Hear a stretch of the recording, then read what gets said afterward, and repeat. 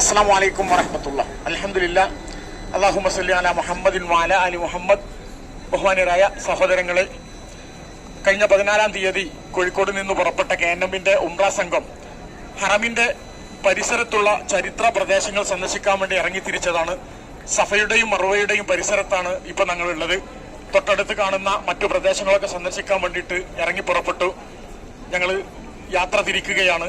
പ്രവാചകൻ ജനിച്ചു എന്ന് അനുമാനിക്കുന്ന പ്രദേശം, അതുപോലെ മസ്ജിദുർ റായ, മസ്ജിദുൽ ഷജറ, മസ്ജിദുൽ ജിന്ന്, ഖദീജ റളിയല്ലാഹു തആല അൻഹ മറമടപ്പെട്ട് കിടക്കുന്ന മഖ്ബറത്തു മുഅല പ്രദേശങ്ങളൊക്കെ സന്ദർശിക്കാൻ വേണ്ടി ഇറങ്ങിപ്പുറപ്പെട്ടതാണ്.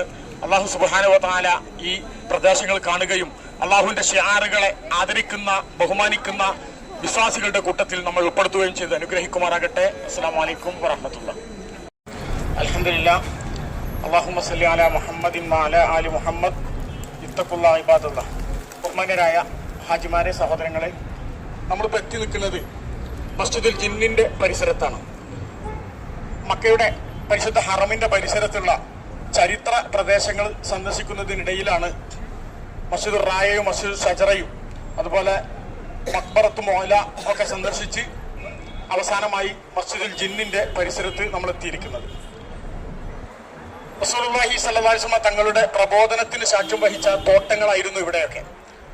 എവിടെയൊക്കെ ആളുകൾ കൂടുന്നുണ്ടോ അവിടെ പരിശുദ്ധ ഖുർആനിന്റെ വചനങ്ങൾ പറഞ്ഞ് ഇസ്ലാമിലേക്ക് ക്ഷണിക്കുന്ന ഒരു രീതിയായിരുന്നു പ്രവാചകൻ സ്വീകരിച്ചിരുന്നത്. അങ്ങനെ ഖുർആനിന്റെ ഇറക്കപ്പെട്ട വചനങ്ങൾ സമൂഹത്തോട് ഇങ്ങനെ മക്കയിലെ മുശ്രിക്കുകളായ ആളുകളോട് പ്രബോധനം ചെയ്തുകൊണ്ടിരിക്കുമ്പോൾ അതിനിടയിൽ പരിശുദ്ധ ഖുർആൻ പാരായണം ചെയ്യുമ്പോൾ ജിന്നുകൾ വന്നിട്ട് ആ ഖുർആൻ കേൾക്കുകയും അത് ഉൾക്കൊള്ളുകയും അവരുടെ സമൂഹത്തിൽ പോയിട്ട് അത് പ്രചരിപ്പിക്കുകയും ചെയ്ത ചരിത്രത്തിന് സാക്ഷ്യം വഹിച്ച ഒരു പ്രദേശമാണ് നമ്മളിപ്പോൾ നിൽക്കുന്നത്. ഈ സംഭവവുമായി ബന്ധപ്പെട്ട് സൂറത്ത് ജിന്നിൽ കൃത്യമായിട്ട് അതിന്റെ ആദ്യ അധ്യായങ്ങൾ, ആദ്യത്തെ വചനങ്ങൾ പറയുന്നുണ്ട്. ബിസ്മില്ലാഹിർ റഹ്മാനിർ റഹീം. ഖുൽ ഊഹിയ ഇലയ്യ അന്നഹു ഇസ്തമഅ നഫറും മിനൽ ജിന്നി ഫഖാലൂ ഇന്നാ സമിഅനാ ഖുർആനൻ അജബ. ഇതിന്റെ ഉച്ചാരണ ശൈലി നമ്മൾ പരിശോധിക്കണം. ഖുൽ, നബിയെ തങ്ങൾ പറയുക, അല്ലാഹുവിന്റെ പ്രവാചകൻ അറിയൂല, ആ റസൂലുള്ളാഹിന്റെ ദഅവത്തിൽ ജിന്നുകൾ പങ്കെടുത്തു എന്ന് വിവരം അറിയൂല. അല്ലാഹ് പറഞ്ഞു കൊടുക്കുകയാണ്, നബിയെ തങ്ങൾ പറയുക, ഊഹിയ ഇലയ്യ, എന്നിലേക്ക് വഹി അറിയിച്ചിട്ടുണ്ട്.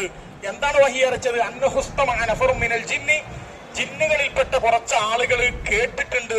ഫഖാലു, എന്നിട്ട് അവർ പറയുകയും ചെയ്തു, ഇന്നാ സമിഅനാ ഖുർആനൻ അജബ, അത്ഭുതകരമായ ഒരു ഖുർആൻ ഞങ്ങൾ കേട്ടു എന്ന് അവർ പറയുകയും ചെയ്തിട്ടുണ്ട്. എന്താ ഖുർആനിന്റെ മഹത്വം? അവർ പറയാണ്, യഹ്ദി ഇല റുഷ്ദി, അത് നന്മയിലേക്ക് വഴിതെളിക്കുന്നതാണ്. ഫആമന്നാ ബിഹി, അതുകൊണ്ട് തന്നെ ഞങ്ങൾ ആ ഖുർആനിലും വിശ്വസിച്ചിരിക്കുന്നു. വലൻ നുശ്രിക ബിറബ്ബിനാ അഹദ, റബ്ബിനോട് ഞങ്ങൾ ഒരാളെയും പങ്കു ചേർക്കുകയില്ല. ഇത് ജിന്നുകളിൽപ്പെട്ട ഒരു സംഘം പരിശുദ്ധ ഖുർആൻ കേൾക്കുകയും ആ സമൂഹത്തിൽ പോയിട്ട് പ്രചരിപ്പിക്കുകയും ചെയ്ത വിഷയത്തെ അല്ലാഹു സുബ്ഹാനഹു വ തആല പരിശുദ്ധ ഖുർആനിലൂടെ അല്ലാഹുവിന്റെ റസൂലിനെ അറിയിച്ചു കൊടുക്കുകയാണ്. രണ്ട് പ്രഖ്യാപനമാണ് ഈ ആയത്തിലൂടെ അല്ലാഹു പ്രവാചകനും ഇവിടെ നിർവഹിക്കുന്നത്. ഒന്ന്, മക്കയിലെ മുശ്രിക്കുകളായ ആളുകളോട് ഖുർആൻ പറഞ്ഞിട്ട് അവർ കേൾക്കുന്നില്ല, അവഗണിച്ചു പോകുമ്പോ അവർക്കുള്ളൊരു താക്കീതാണ്. നിങ്ങൾക്ക് പ്രബോധനം ചെയ്യാൻ വേണ്ടി ഒരു പ്രവാചകൻ വന്നിട്ട് ശിർക്ക് ചെയ്യരുതെന്ന് പറഞ്ഞ് നിങ്ങൾക്ക് പ്രബോധനം ചെയ്യുമ്പോൾ അത് കേൾക്കാതെ തിരിഞ്ഞു പോകുന്ന മുശ്രിക്കുകളെ, നിങ്ങൾ കേട്ടിട്ടില്ലെങ്കിലും നിങ്ങൾ അറിയാത്ത, പ്രബോധനം ചെയ്യാൻ വേണ്ടി ഇറങ്ങി വന്ന പ്രവാചകൻ അറിയാത്ത ജിന്നുകൾ ഇത് കേൾക്കുന്നുണ്ട്. അവര് പോലും ഇതൊരു അള്ളാഹുവിന്റെ മാർഗത്തിലേക്ക്, നല്ല വഴിയിലേക്ക് തെളിക്കുന്നതാണെന്ന് ബോധ്യപ്പെടുകയും വിശ്വസിക്കുകയും അള്ളാഹുവിന് പങ്കു ചേർക്കുകയില്ലെന്ന് പ്രഖ്യാപിക്കുകയും ചെയ്യാൻ ഉപകാരപ്രദമായ ഒരു പ്രബോധനമാണ് മഹാനായ റസൂലുള്ളാഹി സ്വല്ലല്ലാഹു അലൈഹി വസല്ലം തങ്ങൾ നിങ്ങളിൽ പ്രവർത്തിക്കുന്നത് എന്ന് മക്കയിലെ മുശ്രിക്കുകളായ ആളുകളെ ബോധ്യപ്പെടുത്തുകയാണ്. രണ്ടാമത്തെ ഒരു കാര്യം, നമ്മുടെ ഇടയിലുള്ള ആളുകൾക്ക് തന്നെ, വിശ്വാസികളായ ആളുകൾക്ക് തന്നെ ഒരു ശക്തിയും ആർജവവുമാണ്. നിങ്ങൾ മാത്രമല്ല, ഭൂമി ലോകത്തുള്ള പല ആളുകളും, നിങ്ങൾ കണ്ണുകൊണ്ട് കാണാൻ കഴിയാത്ത, തൊട്ടറിയാൻ കഴിയാത്ത ലോകത്തിലുള്ള ആളുകൾക്ക് പോലും പ്രവാചകനാണ് മുഹമ്മദ് നബി സല്ലല്ലാഹു അലൈഹി വസല്ലം തങ്ങൾ. അവരിൽ നിന്ന് ജിന്നുകൾ ഇത് കേൾക്കുകയും പ്രചരണം നടത്തുകയും ചെയ്യുന്നുണ്ട്. അതുകൊണ്ട് നിങ്ങൾ ഇത് കേട്ട് അടങ്ങിയിരിക്കേണ്ടവരല്ല, നിങ്ങൾ നിങ്ങളുടെ സമൂഹത്തോട് ഇത് പ്രചരിപ്പിക്കണം.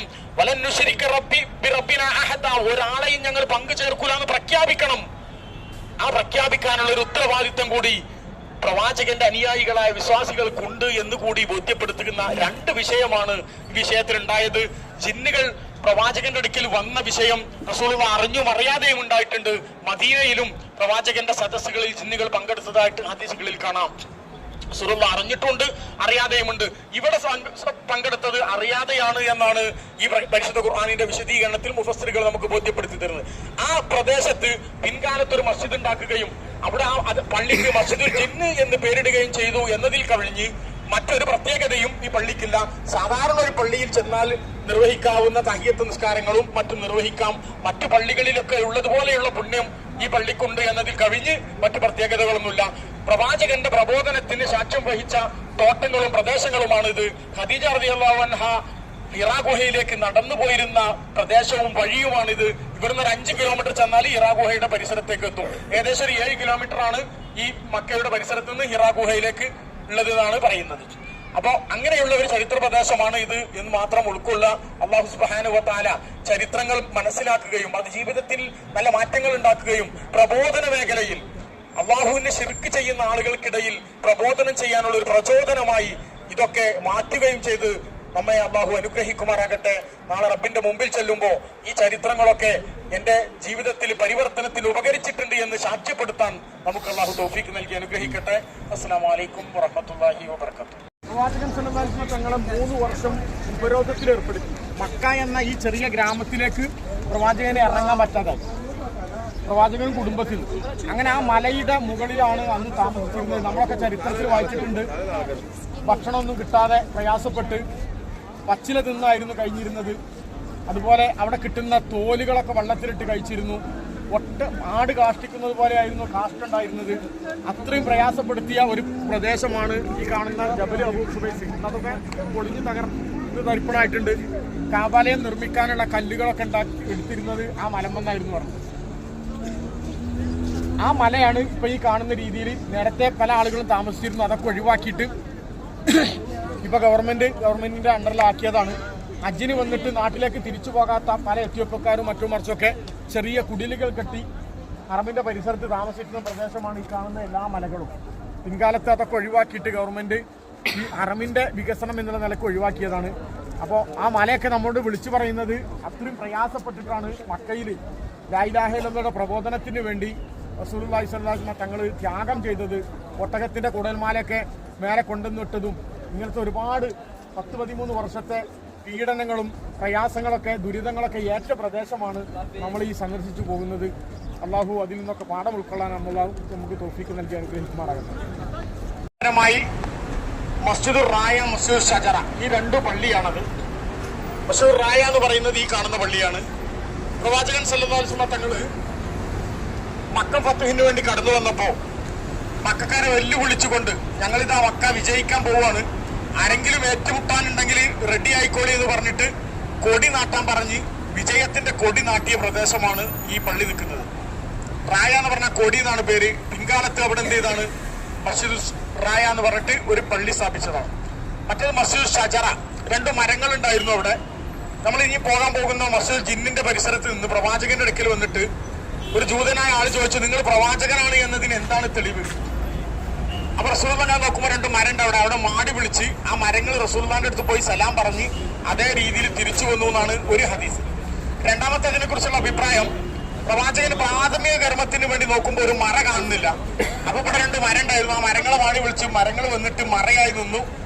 ആ കർമ്മം നിർവഹിച്ചതിന് ശേഷം മരം അങ്ങോട്ട് തിരിച്ചുപോയി. ഏതായിരുന്നാലും പ്രവാചകന്റെ ഒരു മൂജിസത്തിന് സാക്ഷ്യം വഹിച്ച 2 മരങ്ങൾ ഉണ്ടായിരുന്ന പ്രദേശമാണത്. പിൻകാലത്ത് അവിടെ ആ പള്ളി സ്ഥാപിച്ചിട്ട് മസ്ജിദ് ഷജറ എന്ന് പേരിട്ടതാണ്. പിന്നെ നമ്മൾ പോകുന്നത് ഈ ഇടവഴിയിലൂടെ പോയാലാണ് മഖ്ബറത്ത് മോല എന്ന് പറയുന്ന ഖബർസ്ഥാനിലെത്തുക. ജന്നത്തുൽ മഹല്ലി എന്നൊക്കെ മലയാളികൾ അതിന് പറയാറുണ്ട്. അവിടെയാണ് ഖദീജ റളിയല്ലാഹു തആല അൻഹയെ മറവിട്ട് കിടക്കുന്നത്. പ്രവാചകന്റെ പല മക്കളും അതുപോലെ പ്രഗത്ഭരായ പലരും മറവിട്ട് കിടക്കുന്നത് അവിടെയാണ്. ഖദീജ റളിയല്ലാഹു തആല അൻഹ റസൂലുള്ളാഹി സ്വല്ലല്ലാഹു അലൈഹി വസല്ലം തങ്ങളുമൊക്കെ നടന്നിരുന്ന, അവർ താമസിച്ചിരുന്ന അവരുടെ ഗ്രാമമാണ് നമ്മൾ ഈ സഞ്ചരിക്കുന്നതൊക്കെ. ചെറിയ തോട്ടങ്ങളായിരുന്നു ഇവിടെ ഉണ്ടായിരുന്നത്. നമുക്കറിയാം റസൂലുള്ളാഹി സ്വല്ലല്ലാഹു അലൈഹി വസല്ലം തങ്ങളുടെ ജീവിതത്തിന്റെ വലിയ ഒരു മാറ്റത്തിന് അല്ലെങ്കിൽ ഒരു പരിവർത്തനത്തിന് വലിയൊരു ഉത്ബോധനത്തിനൊക്കെ കാരണക്കാരിയായ ഒരു വനിതയാണ്, മക്കയിലെ പ്രഗത്ഭയായ ഒരു ബിസിനസ്സുകാരിയാണ്, സമ്പന്നയാണ് ഖദീജ റളിയല്ലാഹു തആല അൻഹ. റസൂലുള്ളാഹി വിവാഹം കഴിക്കുന്നു. പ്രവാചകന്റെ വിവാഹവുമായി ബന്ധപ്പെട്ട് സമൂഹത്തിൽ ഒരുപാട് തെറ്റായ ധാരണകൾ പ്രചരിപ്പിക്കുന്ന ഒരു കാലത്താണ് നമ്മളുള്ളത്. റസൂലുള്ള ഖദീജ ബീവിനെ വിവാഹം കഴിച്ചത് എന്നാ നിങ്ങൾക്ക് ഞാൻ പറഞ്ഞു തരേണ്ട ആവശ്യമില്ല, അറിയാം. നമുക്ക് 40 വയസ്സുണ്ടാകുമ്പോഴാണ് വിവാഹം കഴിക്കുന്നത്. എത്ര മക്കളുണ്ടെന്ന്? 4 മക്കൾ ഖദീജ റളിയല്ലാഹു തആല അൻഹയ്ക്ക് ഉണ്ട്. 2 വിവാഹം നേരത്തെ കഴിയുകയും 2 വിവാഹത്തിലായിട്ട് 4 മക്കളുള്ള ഒരു ഖദീജ റളിയല്ലാഹു അൻഹയാണ് റസൂലുള്ള ആദ്യമായിട്ട് വിവാഹം കഴിക്കുന്നത്. 25 കൊല്ലത്തെ വളരെ സുതാര്യമായ വളരെ സുന്ദരമായ കുടുംബജീവിതമാണ് ഖദീജ റളിയല്ലാഹു തആല അൻഹയും റസൂലും നയിച്ചിട്ടുള്ളത്.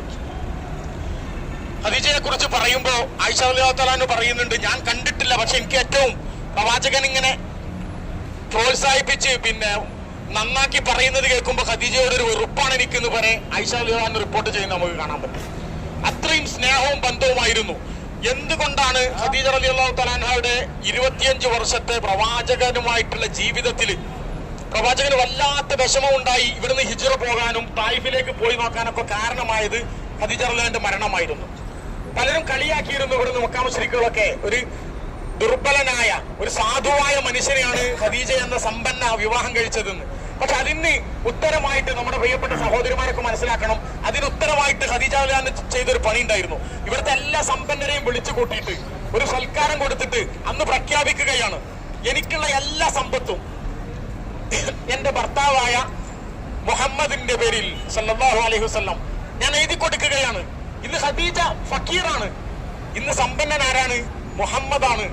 എന്റെ ഭർത്താവ് ഇന്ന് മുഹമ്മദ് സമ്പന്നനാണെന്ന് പറഞ്ഞ് എല്ലാം എഴുതി കൊടുത്ത ഒരു ചരിത്രമാണ് ഖദീജ റളിയല്ലാഹു തആല അൻഹുവിന് പറയാനുള്ളത്, അല്ലെങ്കിൽ അവരുടെ കുടുംബജീവിതത്തിൽ പറയാനുള്ളത്. 2, 10, 30, 40 കൊല്ലം മുമ്പ് നമ്മൾ കൊടുത്ത ഓരോ ചെറിയ സഹായത്തിന്റെ പേരിലും ഭർത്താക്കന്മാരെങ്ങനെ കുത്തി നോയിപ്പിക്കുന്ന ആളുകളാണ് പലപ്പോഴും നമ്മുടെ നാട്ടിൽ കാണാറുള്ളത്, ഭാര്യമാരെ. അവിടെയാണ് ഈ ചരിത്രം നമ്മൾ ശരിക്കും അയവിറക്കേണ്ടത്. സ്വന്തം മുതൽ മൊത്തം ഭർത്താവിന് കൊടുത്തിട്ട് രാജ്ഞിയാവുന്നത്. ഒരു ഭാര്യ എപ്പോഴും ഒരു ഭർത്താവിന്റെ രാജ്ഞിയായി ജീവിക്കണം എന്ന് പറയുമ്പോൾ ആ ഭർത്താവ് ആരായിരിക്കണം? രാജാവാകണം. അപ്പൊ ഭർത്താവിനെ രാജാവാക്കേണ്ട പണിയാണ് ഭാര്യമാര് നിർവഹിക്കേണ്ടത്. അതാണ് ഖദീജ റളിയല്ലാഹു അൻഹ മാതൃക കാണിച്ചത്. ഇരിക്കട്ടെ, മറ്റ് ഒരു പരാതി, പ്രവാചകൻ ചെറിയ ആയിഷ റളിയല്ലാഹു അൻഹ വിവാഹം കഴിച്ചു, 9ഓളം വിവാഹങ്ങൾ 11ഓളം വിവാഹങ്ങൾ നടത്തി എന്നൊക്കെ പറയുന്ന ആരോപണങ്ങളാണ്. അതിലേക്ക് നമ്മൾ ഈ ചരിത്രമൊക്കെ പഠിച്ചു പോകുമ്പോൾ ചെറിയൊരു സൂചന ഉണ്ടാവുന്നത് നല്ലതാണ്. 25 കൊല്ലത്തെ ജീവിതത്തിൽ 50ാമത്തെ വയസ്സിൽ റസൂലുള്ളാഹി സ്വല്ലല്ലാഹു അലൈഹി വസല്ലം തങ്ങളുടെ പിന്നെ 2.5 വർഷം കഴിയുന്നത് വരെ പ്രവാചകൻ ഒരു വിവാഹത്തെ കുറിച്ച് ആലോചിക്കുക പോലും ചെയ്തിട്ടില്ല. അത് കഴിഞ്ഞതിന്റെ ശേഷം രണ്ടാമതായി റസൂലുള്ളാഹി വിവാഹം കഴിക്കുന്നത് സൗദ റളിയല്ലാഹു തആല അൻഹുവിനെയാണ്. സൗദ റളിയല്ലാഹു തആല അൻഹു എന്ന് പറഞ്ഞ പെട്ടെന്ന് നിങ്ങൾക്ക് മനസ്സിലാവാൻ വേണ്ടിയിട്ട് പറയാണ്, ഇപ്പൊ നമ്മളിവിടെ നിസ്കരിക്കുമ്പോ ഭൂമി ലോകത്തെ ഏറ്റവും കറുത്ത സ്ത്രീകൾ നിങ്ങൾ കാണുന്നില്ല, ഇവിടെ ഏറ്റവും വെളുത്തവരെയും കാണുന്നുണ്ട്. അതിൽ ഏറ്റവും കറുത്ത വർഗത്തിൽപ്പെട്ട ആളായിരുന്നു സൗദ ബീവി. 65 വയസ്സുണ്ടായിരുന്നു റസൂലുള്ളാഹി വിവാഹം കഴിക്കുമ്പോ 6 മക്കളുടെ ഭാര്യ ഉമ്മയായിരുന്നു. അപ്പൊ റസൂലുള്ള ഒരു വിവാഹം എന്ന് പറയുന്നത് വൈവാഹിക ജീവിതത്തിനോ അല്ലെങ്കിൽ സ്ത്രീ ലംബടനാണെന്ന് ആരോപിക്കപ്പെടുന്ന രീതിയിലുള്ള കാര്യത്തിന് വേണ്ടിയല്ല വിവാഹം കഴിച്ചത് എന്ന് അതുകൊണ്ട് വളരെ കൃത്യമാണ്. കാരണം രണ്ടാമതൊരു വിവാഹം അന്ന് പ്രവാചകന് കഴിക്കാൻ ഒരുപാട് ആളുകളെ കിട്ടുമായിരുന്നു. പക്ഷേ റസൂലുള്ള തെരഞ്ഞെടുത്തത് 65 വയസ്സുള്ള നീഗ്രോ വർഗത്തിൽപ്പെട്ട സൗദ റളിയല്ലാഹു തആല അൻഹയായിരുന്നു, 6 മക്കളുള്ള. പിന്നീട് ആയിഷ റളിയല്ലാഹു അൻഹ എന്തുകൊണ്ട് വിവാഹം കഴിച്ചു എന്നതിന് പണ്ഡിതന്മാരുടെ ഇടയിൽ ഒരുപാട് വിശദീകരണങ്ങൾ, 2 മാത്രം ഞാൻ പറയാം. അതിൽ പ്രധാനപ്പെട്ട ഒന്ന്, റസൂലുള്ളാഹി സ്വല്ലല്ലാഹു അലൈഹി വസല്ലം തങ്ങൾ ഈ ഉത്തമ സമൂഹത്തിന്റെ മാതൃകയാണ്. ആ മാതൃക കാണിക്കുന്നതിൽ വൈവാഹിക ജീവിതത്തിൽ മാതൃക കാണിക്കേണ്ടത് സത്യത്തിൽ അത് പറഞ്ഞു കൊടുക്കേണ്ട ആളാരായിരുന്നു? ഖദീജ റളിയല്ലാഹു അൻഹ ആയിരുന്നു. പക്ഷെ ഖദീജ റളിയല്ലാഹു അൻഹ പ്രവാചകൻ മരിക്കുന്നതിന് മുമ്പേ മരണപ്പെട്ടു പോയി. പ്രവാചകന്റെ വൈവാഹിക ജീവിതം ഭൂമി ലോകത്ത് മനുഷ്യർക്കിടയിൽ പ്രചരിപ്പിക്കാൻ പറ്റിയ ഒരു അവസരമില്ലാതെ ആയപ്പോ ഏറ്റവും കാലം ജീവിക്കാൻ പറ്റുന്ന, കാര്യങ്ങൾ പറഞ്ഞു കൊടുക്കാൻ പറ്റുന്ന ബുദ്ധിയും വിവേകവുമുള്ള ഒരു ചെറുപ്പക്കാരിയായ ആയിഷ റളിയല്ലാഹു തആല അൻഹയെ അള്ളാഹു തെരഞ്ഞെടുക്കുകയാണ് റസൂലുള്ളാഹിന്റെ വൈവാഹിക ജീവിതം സമൂഹത്തിന്റെ മുമ്പിൽ പ്രചരിപ്പിക്കാൻ വേണ്ടി. അങ്ങനെയാണ് എല്ലാറ്റിനും പ്രഗത്ഭയായ ആയിഷ റളിയല്ലാഹു തആല അൻഹയെ റസൂലുള്ളാഹി വിവാഹം കഴിക്കുന്നത്. ഒരു ചെറിയ കുട്ടിയെ കെട്ടിയതല്ല. റസൂലുള്ളാഹി വിവാഹം അന്വേഷിക്കുന്നതിന്റെ മുമ്പ് ആയിഷ ബീവിയെ മറ്റൊരാൾ വിവാഹം അന്വേഷിച്ചിരുന്നു. അബൂബക്കർ റളിയല്ലാഹു അൻഹു പറയുന്നുണ്ട്, ആ വിവാഹം അന്വേഷിച്ചതൊന്ന് ഒഴിഞ്ഞു കിട്ടിയെങ്കിൽ എന്ന് ഞാൻ ആഗ്രഹിച്ചു പോയിരുന്നു. അങ്ങനെ അത് ഒഴിഞ്ഞു പോയതിന്റെ ശേഷമാണ് റസൂലുള്ളാഹിക്ക് വിവാഹം ചെയ്തു കൊടുത്തത്. ആയിഷ ബീവി പറയുന്നുണ്ട്, റസൂലുള്ളാഹി സ്വല്ലല്ലാഹു അലൈഹി വസല്ലം തങ്ങളും ഞാനുമായിട്ടുള്ള ജീവിതം അവസാനിക്കുന്നതും തുടങ്ങുന്നതുമൊക്കെ എന്റെ ജീവിതത്തിലെ വലിയ സൗഭാഗ്യമായിട്ടാണ് ഞാൻ കാണുന്നത്. റസൂലുള്ളാഹിക്ക് എന്തെങ്കിലും ഒരു പാനീയം ആയിഷ ബീവി കൊടുക്കുകയാണെങ്കിൽ റസൂലുള്ളാഹിന്റെ മുമ്പിൽ കൊണ്ടുപോയിട്ട് ആ പാനീയത്തിൽ നിന്ന് ഒരു അല്പം കുടിച്ചിട്ട് റസൂലുള്ളാഹിക്ക് കൊടുക്കും. ആയിഷ ബീവി പറയുന്നു, ഞാൻ കൊടുത്ത ആ പാനീയത്തിന്റെ പാത്രം ഞാൻ എവിടെയാണോ ചുണ്ടുവെച്ചത് അതേ ഭാഗത്തേക്ക് ചുണ്ടുവെക്കാൻ വേണ്ടി ആ പാനീയത്തിന്റെ പാത്രം അങ്ങനെ തിരിച്ചിട്ട് ഞാൻ കുടിച്ച അതേ ഭാഗത്തു നിന്നായിരുന്നു റസൂലുള്ള കുടിച്ചിരുന്നത്. ഞങ്ങൾ ഒപ്പം ഓടിക്കളിച്ച് പന്തയം വെച്ച് ഓടാറുണ്ടായിരുന്നു. മദീനയിൽ പള്ളിയുടെ പരിസരത്ത് വെച്ച് ഞങ്ങളൊപ്പം കുളിക്കാറുണ്ടായിരുന്നു. അങ്ങനെ വൈവാഹിക ജീവിതത്തിൽ ഒരു വിശ്വാസിയുടെ നിലപാട് എന്തായിരിക്കണമെന്ന് കൃത്യമായി ആയിഷ റളിയല്ലാഹു തആല അൻഹ സമൂഹത്തോട് കൃത്യമായി ഹദീസുകളിലൂടെ വിശദീകരിച്ചു കൊടുത്തു. അതിന് വേണ്ടിയിട്ടായിരുന്നു ആയിഷ ബീവിയെ അള്ളാഹുവിന്റെ പ്രവാചകൻ സല്ലല്ലാഹു അലൈഹി വസല്ലം തങ്ങൾക്ക് വേണ്ടി അള്ളാഹു തെരഞ്ഞെടുത്തത്. ബാക്കിയുള്ള വിവാഹങ്ങളൊക്കെ തന്നെ മരണപ്പെട്ടു പോയ ആളുകളുടെ വിധവകളായ സ്ത്രീകളെയായിരുന്നു അള്ളാഹുവിന്റെ തീരുമാനപ്രകാരം ഉമ്മഹാത്തുൽ മുഅ്മിനീങ്ങളായിട്ട് നമ്മുടെ ഉമ്മമാരായിട്ട് അള്ളാഹു തെരഞ്ഞെടുത്ത ഒരുപാട് മഹദികൾ, പ്രഗത്ഭരായ സഹോദരിമാര്, നമ്മുടെ ഉമ്മമാര്, അവരൊക്കെയാണ് പ്രവാചകന്റെ ഭാര്യമാരായി വന്നത്. അല്ലാതെ ഏതെങ്കിലും നിലക്ക് വൈവാഹിക ജീവിതം നയിക്കാൻ വേണ്ടിയിട്ട് പ്രവാചകൻ തെരഞ്ഞെടുത്ത ഒരു ആളുകളായിരുന്നില്ല ഇവരൊക്കെ. ആയിഷ ബീവിയുടെയും ഖദീജ റളിയല്ലാഹു തആല അൻഹയുടെയും ഒക്കെ ചരിത്രങ്ങൾ പഠിക്കുമ്പോൾ നമ്മുടെ ജീവിതത്തിൽ മാറ്റങ്ങൾ ഉണ്ടാവണം. നമ്മളിപ്പോഴും പ്രാർത്ഥിക്കാറുണ്ട് ആയിഷ ബീവിയുടെയും റസൂലുള്ളാഹിന്റെയും പേരെ ഞങ്ങളുടെ ഹൃദയങ്ങളെ അടുപ്പിക്കണേ എന്നൊക്കെ. അപ്പൊ അവർ ജീവിച്ച രീതിയെ കുറിച്ച് നമുക്ക് കൃത്യമായ ബോധം ഉണ്ടാവണം. റസൂലുള്ളാഹി സ്വല്ലല്ലാഹു അലൈഹി വസല്ലം തങ്ങളുടെ കരളിന്റെ കഷ്ണമായി ഏറ്റവും കൂടുതൽ റസൂലുള്ളാഹിനെ വിഷമിപ്പിച്ച ഖദീജ ബീവിയുടെ മരണം, ആ ഖദീജ ബീവിയുടെ ഖബർ സന്ദർശിക്കാൻ വേണ്ടി ഞങ്ങൾ പുരുഷന്മാരൊക്കെ പോവുകയാണ്. നിങ്ങൾ ഇൻഷാ അല്ലാഹ് അതിന്റെ പുറത്തുനിന്ന് ഞാൻ കാണിച്ചു തരാം. എന്നിട്ട് നിങ്ങൾ കുറച്ചു നേരം വെയിറ്റ് ചെയ്യണം. എന്നിട്ട് നമുക്ക് മറ്റൊരു കേന്ദ്രത്തിലേക്ക് പോയിട്ട് നമ്മുടെ ഈ യാത്രയുടെ പര്യവസാനത്തിലേക്ക് നീങ്ങുന്നതാണ് ഇൻഷാ അല്ലാഹ്. സഫ മർവയുടെ ഇടയിലാണ് ഹറമിന്റെ പരിസരത്തുള്ള ചരിത്ര പ്രദേശങ്ങൾ സന്ദർശിക്കാൻ വേണ്ടിയിട്ട് ഇറങ്ങി പുറപ്പെട്ടതാണ് നമ്മൾ. പരിശുദ്ധ കാബാലയത്തിന്റെ ചുറ്റുഭാഗത്തും അള്ളാഹുവിന്റെ ദൃഷ്ടാന്തങ്ങളാണ് എന്ന് ഖുർആൻ നമുക്ക് പരിചയപ്പെടുത്തി തന്നു. ഫീഹി ആയാത്തും ബയ്യിനാത്ത്. അവിടെ അള്ളാഹുവിന്റെ കൃത്യമായ ദൃഷ്ടാന്തങ്ങളുണ്ട്. ഇന്ന സഫ വൽ മർവത മിൻ ശആയിരില്ലാ. സഫയും മർവയും അള്ളാഹുവിന്റെ ശിആറാണ് എന്ന് കൃത്യമായി നമുക്ക് ബോധ്യപ്പെടുത്തി തന്നു. ആ സഫയുടെയും മർവയുടെയും ഇടയിൽ അള്ളാഹുവിന്റെ ശിആറുകളും ആയാത്തുകളും ഒക്കെ ആദരിക്കലും ബഹുമാനിക്കലും ഒരു വിശ്വാസിയുടെ ബാധ്യതയാണ്, അവന്റെ തഖ്വയുടെ ഭാഗമാണ്. വമൻ യുഅല്ലിം ശആയിറല്ലാഹി ഫഇന്നഹാ മിൻ തഖ്വൽ ഖുലൂബ്. അള്ളാഹിന്റെ ശിആറുകളെ ആദരിക്കല്, അത് പഠിക്കല്, അതിനെ ബഹുമാനിക്കല്, അത് അള്ളാഹുവിന്റെ തഖ്വയിൽപ്പെട്ടതാണ്, അള്ളാഹുവിനോട് കാണിക്കുന്ന തഖ്വയിൽപ്പെട്ടതാണ്. റസൂലുള്ളാഹി സ്വല്ലല്ലാഹു അലൈഹി വസല്ലം തങ്ങള് ഉംറ നിർവഹിക്കാൻ വേണ്ടി കടന്ന ബാദിലാണ് ബാബിസലാം. ഇതിലങ്ങോട്ട് ഇറങ്ങിയാൽ ആ സഫ മർവയുടെ ക്രോസ് ചെയ്തു പോകുന്ന ആ ഭാഗമാണ് ബാബുസലാം. ഈ പരിസരത്ത് നമ്മൾ കാണുന്ന ദൃഷ്ടാന്തങ്ങളിൽപ്പെട്ടതാണ് സഫയും മർവയും, അതുപോലെ ബാബുസലാം. ഇതിന്റെ തൊട്ട് ബാക്കിലുള്ളത് ഇവിടുത്തെ രാജ കുടുംബം താമസിക്കുന്ന പഴയകാല കൊട്ടാരമാണ്. നമ്മുടെ മുമ്പിൽ കാണുന്നത് ഇവിടെ സൗദി അറേബ്യയിൽ മാത്രമല്ല ലോകത്തിൽ തന്നെ ഏറ്റവും വലിയ ഉയരം കൂടിയ ബിൽഡിങ്ങുകളിലെ രണ്ടാമത്തെ ബിൽഡിംഗ് ആയ ക്ലോക്ക് ടവർ ആണ്. ഒരുപാട് അത്ഭുതങ്ങൾ നിറഞ്ഞതാണ് ആ കാണുന്ന ക്ലോക്ക് ടവർ. നമ്മൾ ഈ ഒറ്റനോട്ടത്തിൽ കാണുന്നത് പോലെയല്ല. അതിന് കാണുന്ന ആ ചന്ദ്രക്കലയുടെ ഉള്ളിൽ പോലും ആളുകൾക്ക് നിസ്കരിക്കാനുള്ള സൗകര്യമുണ്ട്. ലോകത്ത് ഏറ്റവും ഉയരത്തിൽ നിസ്കരിക്കുന്ന പ്രദേശമാണത്. 18 ആ ചന്ദ്രക്കല ലിഫ്റ്റ് കഴിഞ്ഞിട്ട് 18 സ്റ്റെപ്പ് കയറി ചെന്നാൽ അതിലൊരാൾക്ക് വിശ്രമിക്കാനും നിസ്കരിക്കാനുള്ള സൗകര്യങ്ങൾ ഉണ്ട് എന്ന് പറഞ്ഞാൽ നമുക്കൊരു പക്ഷേ ബോധ്യം വരില്ല.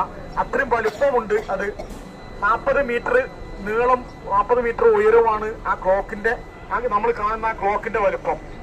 അപ്പൊ അതിന്റെ ഒരു സൂചി തന്നെ ഒരു കണ്ടെയ്നറിക്ക് ഉൾക്കൊള്ളാൻ പറ്റുന്ന അത്രയും വലുപ്പമുള്ളതാണ്. പക്ഷെ നമ്മളിവിടെ ഉയരം കൊണ്ട് നോക്കി കാണാൻ സാധിക്കാതെ വരികയാണ്. റമദാനിന്റെ അവസാനത്തെ 10 ആ ക്ലോക്ക് ടവറിലെ 110ാമത്തെ ബിൽഡിങ്ങിൽ ഒരു റൂമിന്റെ റെന്റ് ഇന്ത്യൻ പൈസ 20 ലക്ഷം രൂപയാണ്. ഇത്രയും പ്രധാനപ്പെട്ട ഒരു പ്രദേശത്താണ്, ഇത്രയും സമ്പന്നമായ ഒരു പ്രദേശത്താണ് നമ്മൾ വളരെ കുറഞ്ഞ ദൂരത്തിൽ താമസിച്ചുകൊണ്ടിരിക്കുന്നത്. അൽഹംദുലില്ലാഹ്. അപ്പൊ ഇവിടുത്തെ ചരിത്രവുമായി ബന്ധപ്പെട്ട ചെറിയ ഒരു പഠനത്തിന് വേണ്ടിയുള്ള യാത്രക്കിറങ്ങിയതാണ്. ഇൻഷാ അല്ലാഹ് അടുത്ത ഒരു പ്രദേശത്തേക്ക് പ്രവാചകൻ ജനിച്ചു എന്ന് പറയപ്പെടുന്ന, അനുമാനിക്കപ്പെടുന്ന ഒരു വീട് സ്ഥാപിക്കുകയും അവിടെ പിൻകാലത്ത് ഒരു ലൈബ്രറി സ്ഥാപിക്കുകയും ചെയ്ത സ്ഥലത്തേക്ക് നമ്മൾ നീങ്ങുകയാണ്. ഇൻഷാ അല്ലാഹ്. അസ്സലാമു അലൈക്കും.